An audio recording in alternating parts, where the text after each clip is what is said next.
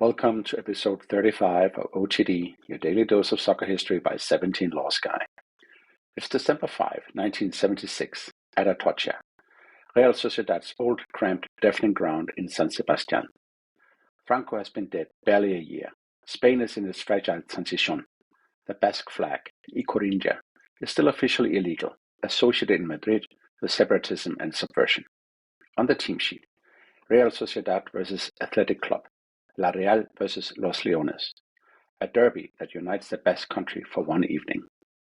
Just before kickoff, the tunnel mouth fills. Two captains emerge side by side, Ignacio Kortabarria of Real Sociedad and José Ángel Iribar, the legendary black-clad goalkeeper of Athletic. Between them, held out wide so the whole stadium can see, is a huge red-green-white Ikurriña. The Guardia Civil are in the stands. The flag is still banned. Nobody quite knows what will happen next. For a full minute, Atotxa is a wall of sound, whistles, applause, tears. And then the players tuck the flag away, line up, and play a football match. Real Sociedad win 5-0. On paper, 2 points in La Liga.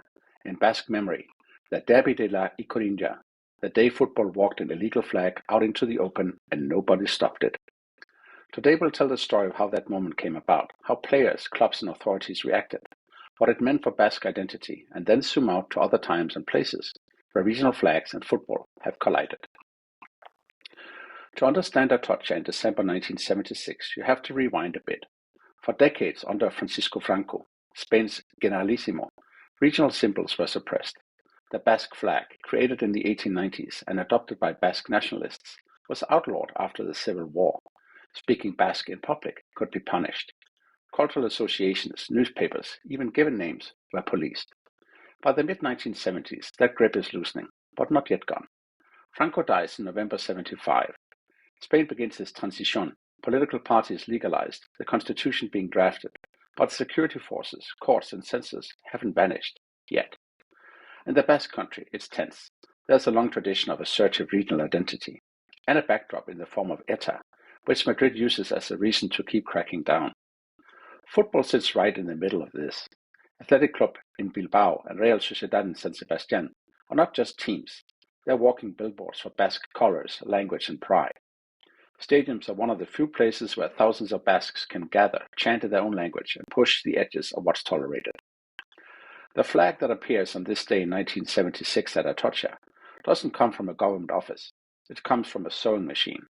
A local activist, José de los Uranga, persuades his wife and her sister to sew a large Ikurriña by hand, red field, green cell tire, white cross. Over Christmas and New Year, it will hang legally from town halls, but 3 weeks prior, on December 5, it's still forbidden. Uranga smuggles the folded flag into the Real Sociedad dressing room in a kit bag. There he meets Kortabarria and several teammates. The plan is simple and risky. Ask the two captains to walk out with it before kickoff. Do it together, Real and Athletic, so it can't be written off as a stunt by just one club. Iribar, already a Basque icon and Spain international, says yes. Kortabarria, a defender from Arrasate, says yes too. The rest of the players agree, some enthusiastically, some nervously. The club's directors, most of them find out only minutes before kickoff when they see their captains emerging with the flag. Several later admit that they were terrified there would be arrests or sanctions. And then it happens. The teams line up in the tunnel.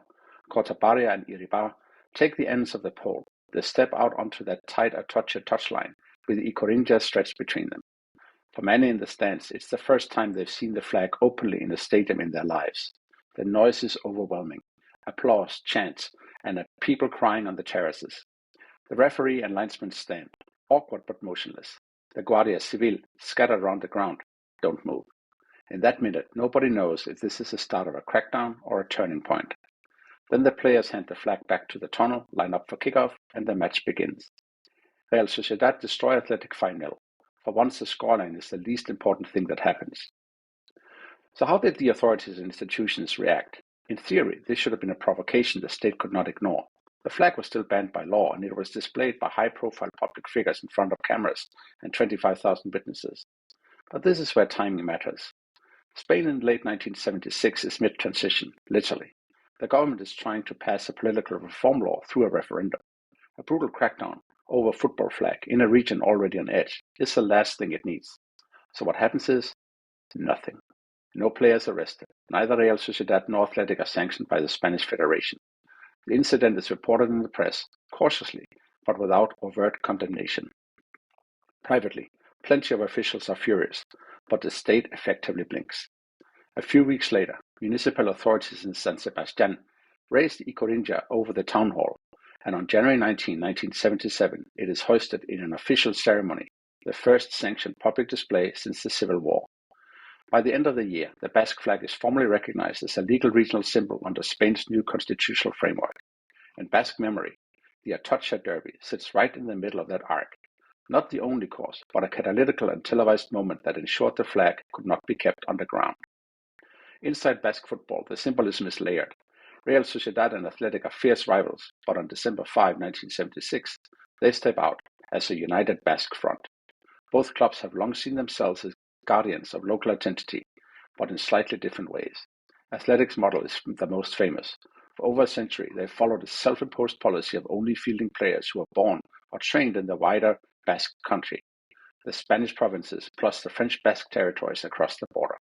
The club's official philosophy talks about a way of seeing football that is unique in the world, rooted in Cantera, their youth academy, development and regional identity. Real Sociedad started with a similar Basque-only approach and won La Liga with homegrown sides, back-to-back in 1981 and 82. They relaxed that rule in 1989 with the signing of John Aldridge from Liverpool, and later embraced carefully chosen foreign players like Antoine Griezmann, while still leaning heavily on their academy. Yet both clubs remain deeply Basque. Basque language on the banners and club media, local players forming the spine of the team, and derbies that feel like a family argument rather than a civil war. The Ikurriña derby is often remembered as the purest example of that shared identity, two rival institutions briefly acting as one political and cultural voice. If you zoom out from the Basque country, you start seeing echoes elsewhere, stadiums as stages for regional or national identity that doesn't quite fit comfortably inside the existing state. In Catalonia, FC Barcelona long ago embraced the motto "Més que un club," more than a club. During Franco's era, Camp Nou became one of the few legal places to chant in Catalan or wave the senyera, the Catalan flag.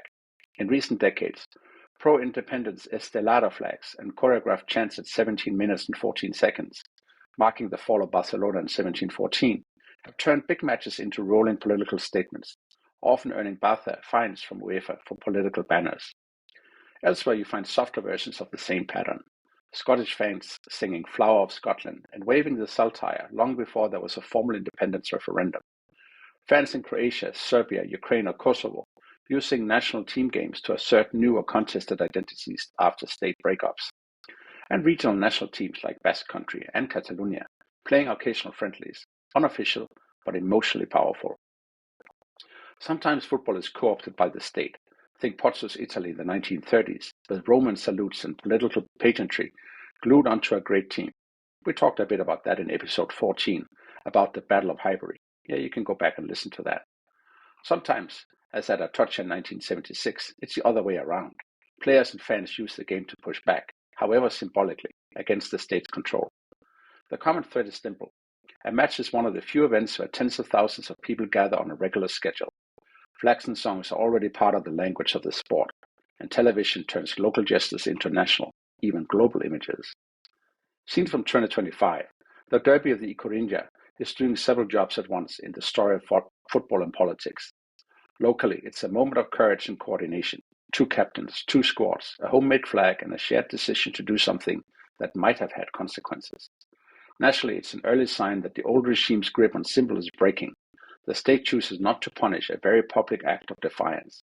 Football-wise, it's a reminder that clubs are never just businesses with shirts. They're repositories of memory, language, and identity. Real Sociedad and Athletic have, of course, both evolved since 1976. Atotxa is gone. Real now play at the Anoeta. The Basque flag is now printed on kids' scarves, club posters, and official federation material.